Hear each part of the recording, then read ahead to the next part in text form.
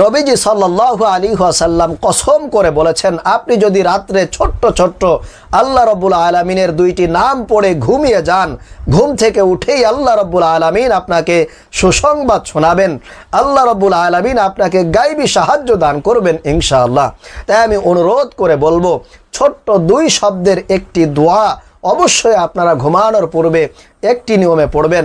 আল্লাহ রাব্বুল আলামিন আপনার কপাল খুলে দিবেন, আপনার তাকদীর পরিবর্তন করে দিবেন। আপনি আল্লাহর কাছে আমলটি করে যা চাইবেন আল্লাহ রাব্বুল আলামিন আপনাকে তাই দান করবেন। সুবহানাল্লাহ, আল্লাহু আকবার। যদি আমলটি আপনি একমাত্র আল্লাহ তাআলাকে খুশি করার জন্য করতে পারেন, প্রিয় ভাইরা মা বোনেরা, এই আমলটি আপনারা যে কোনো অবস্থায় করতে পারবেন।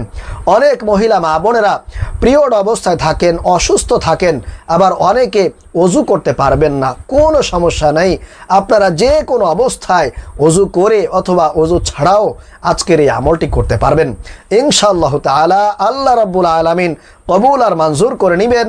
আপনার সকল প্রকার অভাব অনটন বিপদ বালা মুসিবতকে দূর করে দিবেন ইনশাআল্লাহ তাআলা। এই আমলটি আপনারা রাত্রে বেলায় ঘুমানোর পূর্বে করতে পারেন, অথবা শেষ রাতে উঠে 2 রাকাত তাহাজ্জুদের নামাজ পড়েও এই আমলটি করতে পারবেন। কারণ শেষ রাতটা হচ্ছে দোয়া কবুলের জন্য অনেক অনেক গুণ বেশি গুরুত্বপূর্ণ, ফজিলতপূর্ণ। কারণ আল্লাহ রাব্বুল আলামিন শেষ রাতে একেবারে প্রথম আসমানের মধ্যে নেমে এসে বান্দাদেরকে নিজেই ডাকতে থাকেন, আহ্বান করতে থাকেন, কে আছো পাপিষ্ট, কে আছো গুনাহগার, আমি আল্লাহর কাছে ক্ষমা চাও, তোমাকে ক্ষমা করে দিব, তোমাকে নিষ্পাপ বেগুনাহ মাসুম করে দিব। কে আছো অভাবগ্রস্ত, আমি তার অভাবকে দূর করে দিব। কে আছো ঋণগ্রস্ত, আমি তার ঋণকে পরিশোধ করার ব্যবস্থা করে দিব। কে আছো বিপদগ্রস্ত, আমি আল্লাহ তোমার সকল প্রকার বিপদ মুসিবতকে দূর করে তোমাকে নিশ্চিন্ত করে দিব ইনশাআল্লাহ।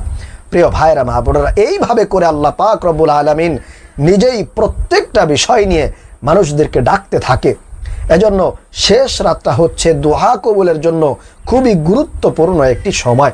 এজন্য চাইলে ওই সময় আপনারা আমলটি করতে পারবেন, অথবা আপনি ঘুমানোর পূর্বেও আমলটি করতে পারবেন।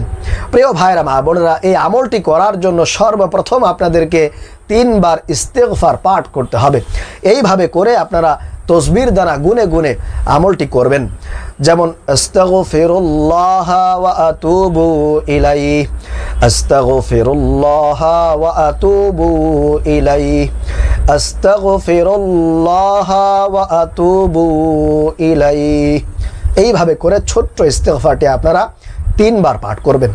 এরপরে 2 নম্বরে আপনারা নামাজের দুরুদে ইব্রাহিম 3 বার পাঠ করবেন। যেহেতু আপনারা সকলেই পারেন, এজন্য আর আমি আপনাদেরকে বলছি না, আপনারা 3 বার নামাজের দুরুদ ইব্রাহিম পাঠ করবেন।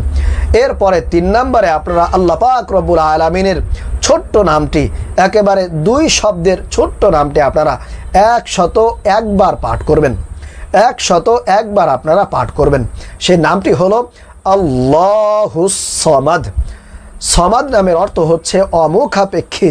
আল্লাহ যেহেতু কারো কাছে মুখাপেক্ষী নন, এজন্য আপনারা এই নামটি আল্লাহ পাক রব্বুল আলামিনের এই নামটি 101 বার পাঠ করবেন, যাতে আল্লাহ রব্বুল আলামিন আপনাকে সামর্থ্য দান করে, আপনার যাতে কারো কাছে গিয়ে হাত পাততে না হয়, ধন্য দিতে না হয়, আল্লাহ যাতে আপনাকে সামর্থ্যবান করে তোলেন, সেই তৌফিক যাতে আল্লাহ তাআলা আপনাকে দান করেন। সমস্ত অভাব অনটন যাতে করে আল্লাহ তাআলা দূর করে দেন, ঋণ থাকলে সেই ঋণ মুক্তির ব্যবস্থা করে দেন, অভাব অনটন দূর করে দেন। এজন্য আপনি এই আল্লাহুস সামাদ নামের আমলটি 101 বার পাঠ করবেন, 101 বার জিকির করবেন। এইভাবে করে আল্লাহুস সামাদ, আল্লাহুস সামাদ, আল্লাহুস সামাদ, আল্লাহুস সামাদ, এইভাবে করে আপনারা পাঠ করবেন। এরপরে সর্বশেষ আবারও 3 বার নামাজের দুরুদ ইব্রাহিম পাঠ করে আপনি সর্বশেষ আল্লাহর কাছে দোয়া করবেন, মুনাজাত করবেন। আপনার যে সমস্যা আছে, যে অভাব অনটন আছে, সে বিষয়ে আল্লাহর কাছে বলবেন ইনশাআল্লাহ তাআলা।